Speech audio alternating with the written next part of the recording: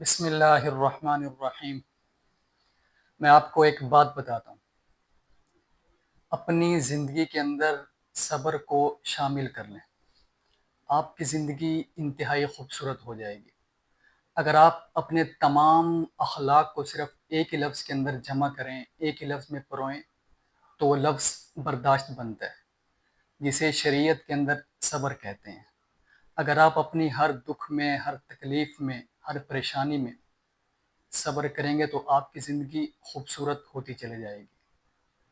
صوفیاء کرام کہتے ہیں کہ جو دکھ ہوتا ہے نا، دکھ یہ انسان کو اپنے رب کے قریب کر دیتا ہے، اور جو سکھ انسان ہوتا ہے نا، وہ اللہ تعالیٰ سے اکثر دور ہوتا چلا جاتا ہے، کیونکہ جن کے دلوں میں دکھ نہیں ہوتا نا، تو پھر وہ بیت اللہ کا غلاف پکڑ کر بھی نہیں روتے، اور جن کے دلوں میں دکھ ہوتا ہے نا، وہ سسکیاں لے رہے ہوتے ہیں، تڑپ رہے ہوتے ہیں۔ کبھی آپ ان سے ان کا جا کر حال پوچھیں کہ بابا جی کیا حال ہے، وہ بتائیں گے آپ کو کہ بیٹی سسرال میں دکھی ہے، بیٹا جوان ہے پر بے اولاد ہے۔ یہ دکھ انسان کو جو ہے نا، انسان کا دل نرم کر دیتا ہے، اور سکھی انسان کے معاملات بڑے سخت ہو جاتے ہیں۔ حضرت ایوب انصاری رضی اللہ، حضرت ایوب اللہ تعالیٰ کے نبی، اللہ تعالیٰ نے ان کو بڑا نوازا، ہر چیز سے نوازا، مال و دولت سے، کھیت کھلیان تھے، باغات تھے، جانور تھے، اولاد بھی ایک روایت میں آتا ہے 14 بیٹے تھے، ایک روایت میں آتا ہے 7 بیٹے تھے۔ تو مطلب یہ کہ اللہ تعالیٰ نے ان کو سب کچھ دے کر نوازا۔ ایک مرتبہ اللہ تعالیٰ نے فرشتوں سے کہا کہ یہ ایوب میرا دوست ہے۔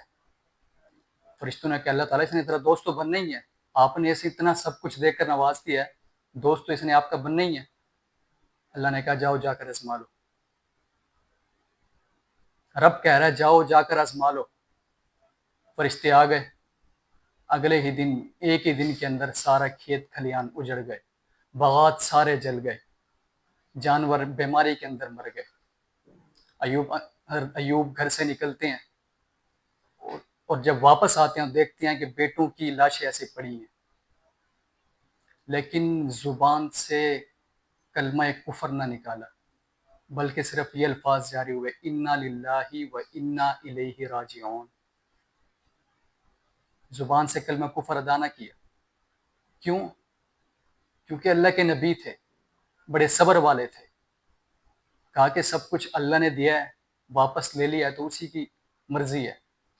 آج ہم پر کوئی چھوٹی سی بیماری آ جائے، چھوٹی سی تکلیف آ جائے، ہم کہتے ہیں ہم پر بیماری کیسے آ سکتی ہے، ہم تو 5 وقت کے نمازی ہیں، میں تو روزانہ سورۃ یاسین کی تلاوت کرتا ہوں، میرے گھر میں فاقہ کیسے آ سکتا ہے؟ آج ہماری سوچ یہ ہے، آج ہماری برداشت، ہمارے صبر یہ ہے۔ بہرحال اس کے بعد حضرت ایوب بیمار ہو گئے، اتنا سخت بیمار کہ 1 2 3 ہفتہ 10 دن کے لیے نہیں، بلکہ پورے 16 سال تک بیمار رہے۔ اس کے بعد ایک مرتبہ بھی پاس آئی اور کہنے لگی آپ اللہ کے نبی ہیں، آپ اللہ سے دعا تو کریں، اللہ تعالیٰ آپ کو شفا دے گا۔ ایوب کہنے لگے یہ بتائیں کہ میں شفا یاب کتنے سال رہا، کتنے دن رہا؟ کہنے لگی 60 سال۔ میرے پاس مال دولت اولاد سب کچھ، کتنے سال رہا؟ کہنے لگی 60 سال۔ اور بیماری کو کتنے دن ہوئے؟ کہنے لگی 16 سال۔ کہنے لگے جب بیماری کو بھی 60 سال ہو جائیں گے تب کہہ دوں گا اللہ تعالیٰ سے۔ صبر کا یہ عالم تھا، جب بیماری کو بھی 60 سال ہو جائیں گے تب اللہ تعالیٰ سے کہہ دوں گا، اور میرا رب جانتا ہے کہ ایوب کس حال میں ہے، بس زبان سے لفظ نکلنے کی دیر تھی۔ اللہ نے فرشتوں سے کہا آزما لیا، جانچ لیا آپ نے، لیبلوکم ایکم احسن عملا۔ فرشتوں نے کہا مولا جانچ لیا۔ اللہ نے فرشتوں سے کہا اب جاؤ جا کے نواز دو میرے بندے کو۔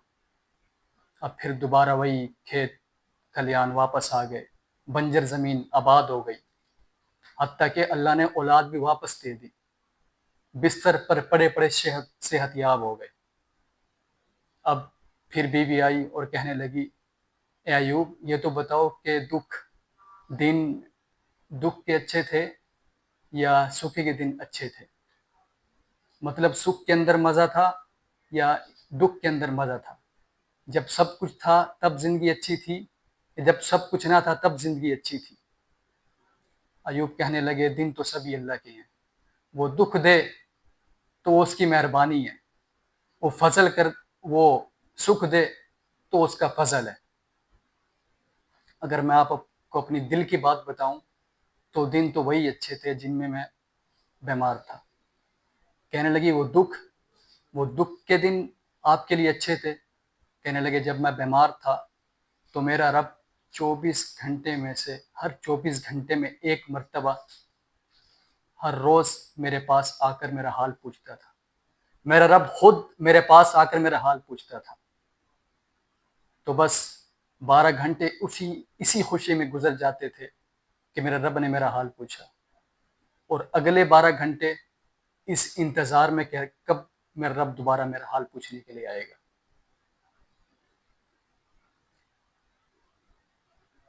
اس کے بعد وہ شاعر کہتا ہے نا کہ دراز عمر مانگی تھی 4 دن، 2 دن انتظار میں کٹ گئی اور 2 دن آرزوؤں میں، بس ایسے ہی زندگی گزر گئی۔ کہنے لگے اب مال اولاد سب کچھ ہے، بیوی بچے سب کچھ ہیں، لیکن میرا رب تو میرے پاس نہیں آتا نا میرا حال پوچھنے کے لیے۔ تو بات کرنے کا مقصد یہ ہے کہ اپنی زندگی کے اندر صبر پیدا کریں، برداشت کرنا سیکھو، حوصلہ کرنا سیکھو۔ یہ چھوٹی چھوٹی مصیبتوں پر، چھوٹے چھوٹے مسائل پر رویا نہ کرو، چھوٹی چھوٹی پریشانیوں پر گلے شکوے نہ کیا کرو۔ اگر آپ اپنی زندگی کے اندر صبر سے کام لیں گے، حوصلے سے کام لیں گے، آپ کے اپنے گھر کے اندر، اپنے معاشرے کے اندر، اپنے خاندان میں، دفتر میں، کاروبار میں، ہر جگہ آپ کے معاملات صحیح رہیں گے۔ اگر آپ بے صبری سے کام لیں گے تو آپ کے معاملات بھی خراب ہوں گے۔